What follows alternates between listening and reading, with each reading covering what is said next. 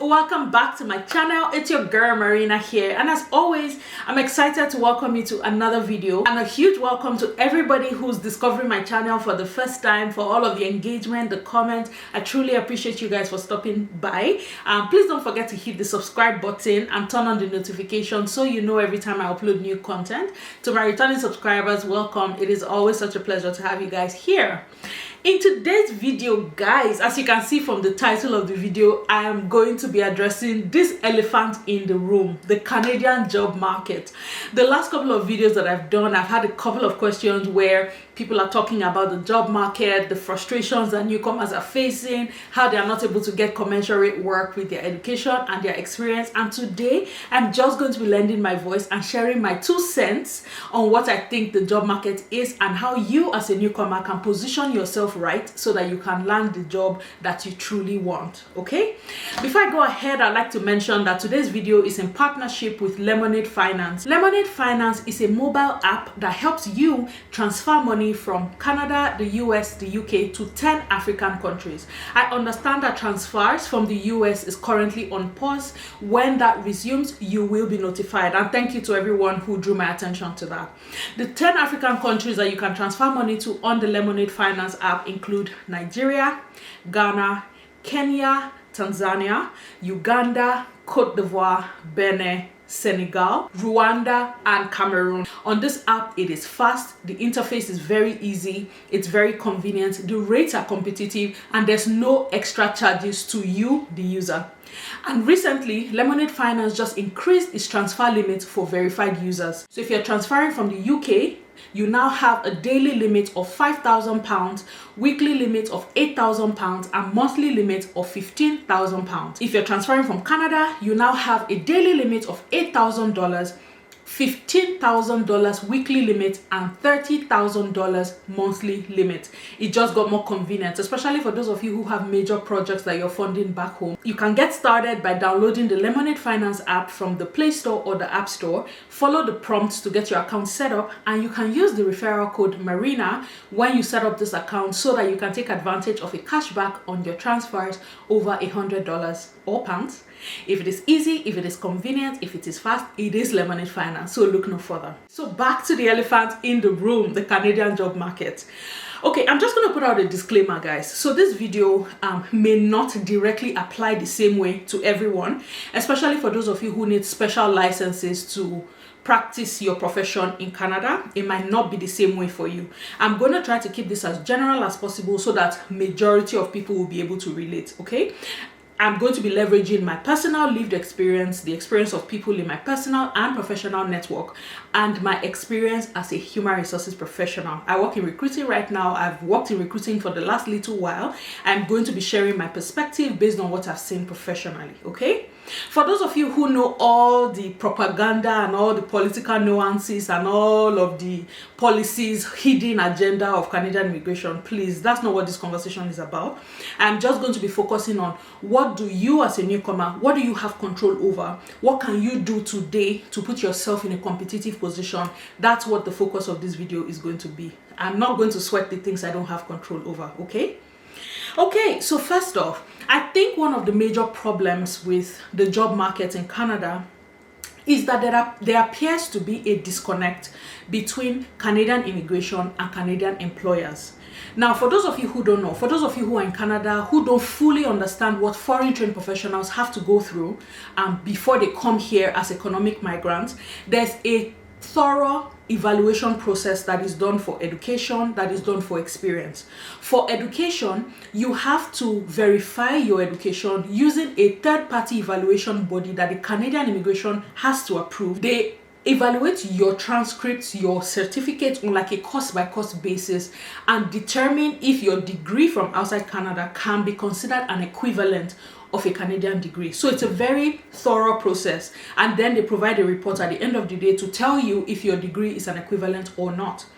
So seeing that, going through that process kind of gives the impression to the person that if my degree is considered an equivalent, I'll be able to come to Canada and find work that is commensurate with my level of education or that is commensurate with my level of experience. So that's the impression that foreign trained professionals come to Canada with because of how the immigration process is.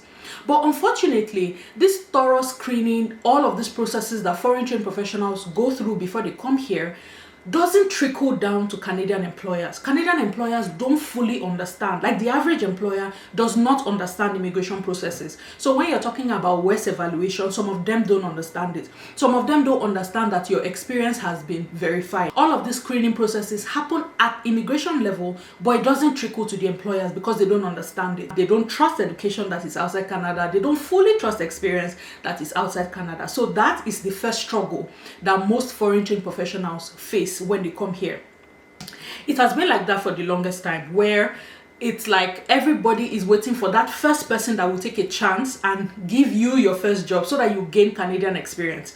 Guys, in fairness, sometimes it's not the same. Like, work from where you're coming from and how it is in Canada might not be the same thing, and that's the reason why employers get a bit skeptical for something as simple as communication. I am originally from Nigeria, and we're very direct in how we communicate in Nigeria. If somebody wants you to do something, they tell you straight up. If something is wrong with what you have done, you're told straight up. But here, Canadians are more subtle in how they communicate. They are not very in your face. They're not very direct. So sometimes that disparity in communication can be a problem for you if you don't know how to adjust to that. So the culture can be different, in fairness. So employers don't want to take a chance. Like, they're waiting for who else will give you Canadian experience to give you that first exposure to the culture and all of that before they then start to take a chance. So not having Canadian experience for the longest time was a problem. And then came COVID, guys. So COVID, in a way, was a game changer for many things. When organizations shut down and people were let go, a lot of people were sent home. When things started to go back to some semblance of normalcy after the craze about COVID had started to die down, not the same number of people who were sent home went back into the workforce. While people were at home, some people discovered online businesses, some people discovered non-traditional ways of generating income, e.g. social media. Some people discovered YouTube, some people discovered TikTok. They found other ways to make money other than going to like a 9-to-5 traditional kind of work. So when it was time for people to come back to the workforce when things had reopened, not the same number of people went back. So we had major labor shortages. I watched the labor market in Canada shift from an employer's market to an employee's market. Now, what that means is, an employer's market is where you have more applicants than the jobs that are available. So the employer is like the one who has the upper hand. They decide what to offer. Because there are many people vying for the same positions, the employer had the advantage. That shifted to the other extreme and became the employee's market, where employers had roles that not a lot of people were applying for. So recruiters, all of us who were scrambling for talent, like a role that I would post on a job board for like 2 weeks and you get upwards of 75 applications depending on the job and the level. Sometimes I have to post that job 3 times, 6 weeks to get the same number of applicants that you will get if you had posted pre-COVID. You guys, the game shifted. And for the people who were positioned right, they were able to land really great jobs. People were able to land 6-figure jobs because they had positioned themselves right, they had done appropriate research, they had the right skills, they had the right competencies for those positions, and they were able to land those jobs. Some of those kind of positions, newcomers would not have been able to get pre-COVID. That's the truth. Things shifted. And right now, it's a bit of an even split, employee-employer. It's not tilted heavily in any direction from my point of view. Newcomers are still landing 6-figure jobs. And guys, I have a couple of other videos where I've talked about what the market looks like. I have talked about positioning yourself right. And I'm just going to do a quick recap in this video for people who have not had a chance to see other videos. The first thing you want to do as a newcomer in Canada, looking for that job that is commensurate with your education and your experience, is to research your industry. Understand the way your industry works in Canada. It will definitely not be the same thing as your home country. While the technical skills might not change, but the application of those skills here and how it works in a Canadian setting might be different. So research your industry, read what is happening. On LinkedIn, there are professional groups for almost all the industries. Find the one that applies to yours and sign up for it. Follow hashtags that are industry related. Be aware. That's what I'm saying. I keep talking about doing a skills audit on this channel. It will help you know where do you stand compared to the jobs that are available. So while you have the education, you have the experience, if there's particular skills and competencies that help people stand out in that industry in Canada, how well do you compete with that? So do that skills analysis, do that skills audit to check where you stand. If there are any gaps, that's what should then inform the kind of certifications you take.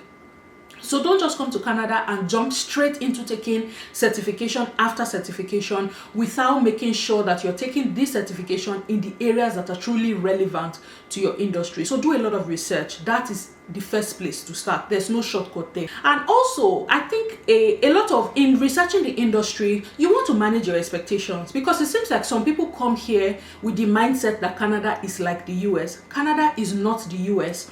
The job market in the US is more aggressive than it is in Canada. There are some things that would be more lucrative in the US than it is in Canada. So manage your expectations. Don't come here hoping that without properly positioning yourself, without the right skills and competency, you'll just be able to land a 6-figure job right from the get-go. That's not a realistic expectation, okay? You want to do that market analysis and see how well you compete. Knowing the value that you bring is what will help you negotiate when you are having those conversations. Not just come here and sit down and say, I want a 6-figure job. How do you justify that? What skills and competencies do you have that would justify you getting into the market first try, landing a 6-figure job? It is happening for some people, no doubt. For the people who have done the research and positioned themselves right, and they're able to establish how their skills and competencies relate or compete in the market, some people who have positioned themselves well have been able to land those jobs. But for you, without justification, what's the reason? Why would an employer want to give you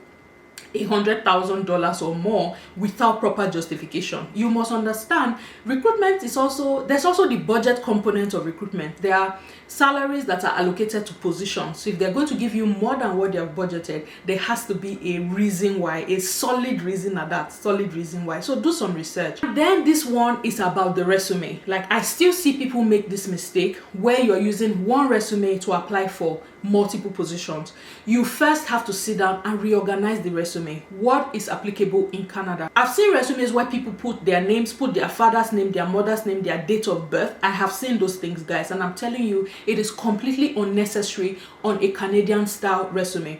Go online, Google samples of Canadian resumes and recreate your resume to mirror that. It might be relevant in the country where you're coming from, but you need to understand what is relevant in this country that you live in now, and that is what goes, okay? For those of you who have managerial experience, you have supervisory experience, and you have tried applying for jobs at the same level and you were not able to get those jobs, I've seen cases where people then start to remove their manager title and put lower titles in their resumes just so that they become more competitive. But what some people fail to do is, beyond just removing the title, beyond just switching out the title to sound like the job that you're applying for, you also have to pay attention to the bullet points that describe what you did under each job title.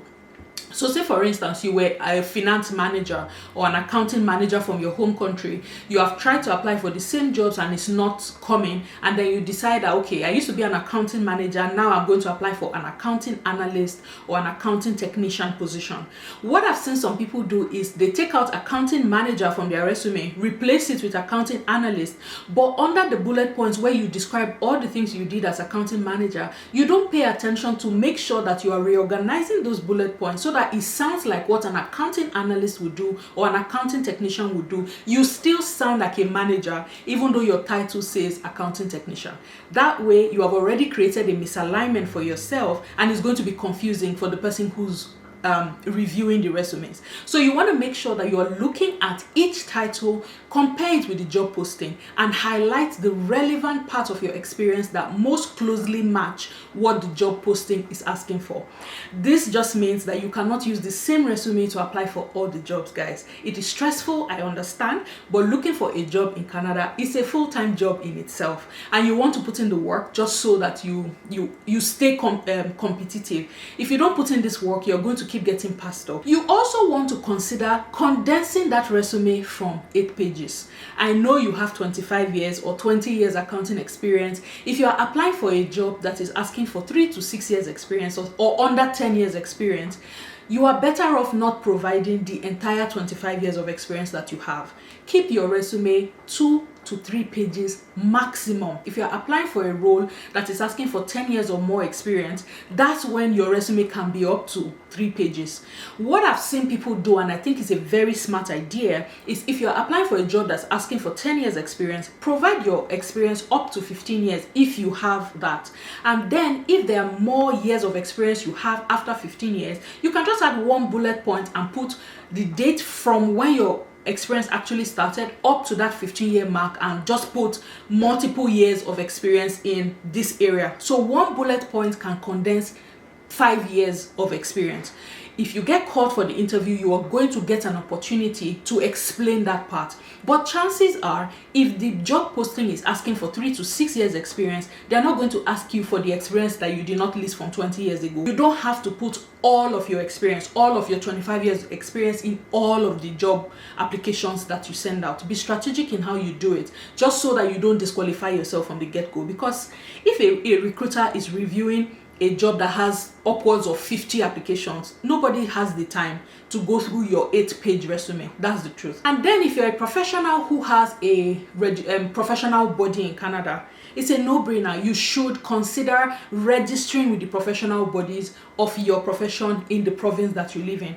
If you're an accountant who has advanced accounting experience, CPA should be in your short-term plans. You should be planning actively to become a chartered professional accountant in Canada. No brainer. There are some positions that you cannot get without the CPA designation. For entry-level positions, yes, you can get away with not having the CPA, but you begin to advance, you will hit a ceiling. If you don't have CPA, you cannot advance beyond certain levels. So make that a plan. If you're a human resources professional, for instance, for entry-level HR jobs, CPA may not be a requirement, but if you have many years of HR experience and you're looking to advance your career in human resources in Canada, then you should be actively working towards becoming a chartered professional in human resources. So let that be on the radar, let that be on in your plan. And attend job fairs, both virtual, in person. Just go there and see what is happening. Ask questions, ask intelligent questions. I've had people come to me during the job fair and say, I've been applying to this organization and you people don't call me back. So what do you want me to do, sir? How do you expect a recruiter to respond to that? So if you're one of those people who go to job fair and go and harass people that they're not calling you back, please stop it. Have intelligent questions. Ask them about the organization. Ask them about the organizational culture. Ask them about the development opportunities, career opportunities, and network. Meet people, meet other people who are like in your profession.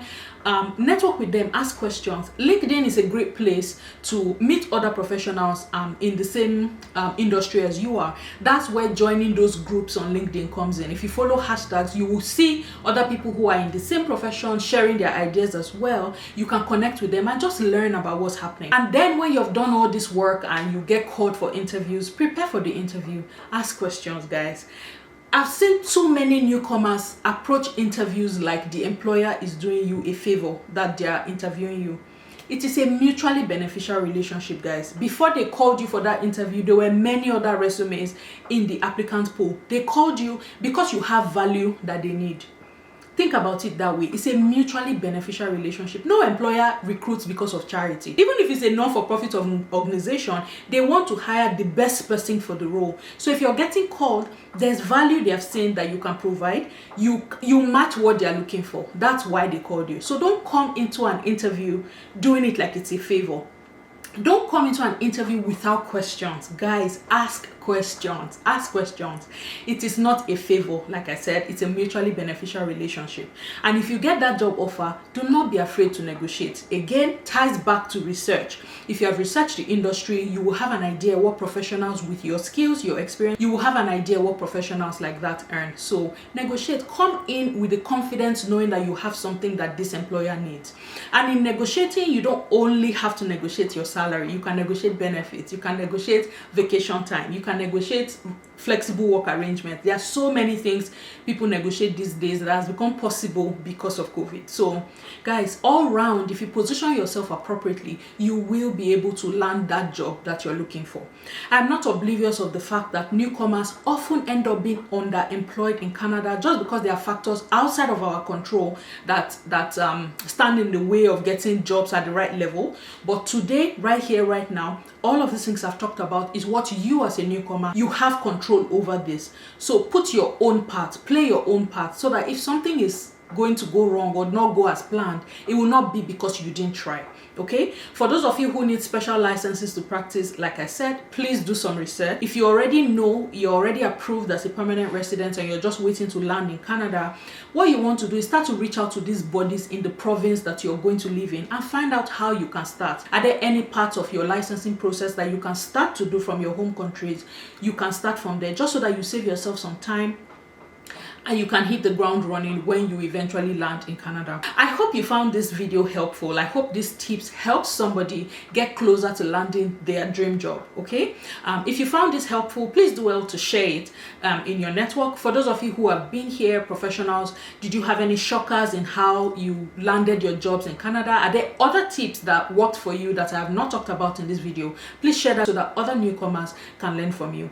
Please don't forget to check out Lemonade Finance. I'll leave all of the details in the description box on how you can get started. Lemonade Finance is a registered legal entity that is regulated by FinTrack, so you don't have to worry about the safety of your funds. That is safe. If you're looking to have a one-on-one conversation with me, if that's something you'll be interested in, you can book a consultation using the link in my description box. It has a link to my calendar and you can book a consultation there, and I'll be happy to have a one-on-one conversation with you.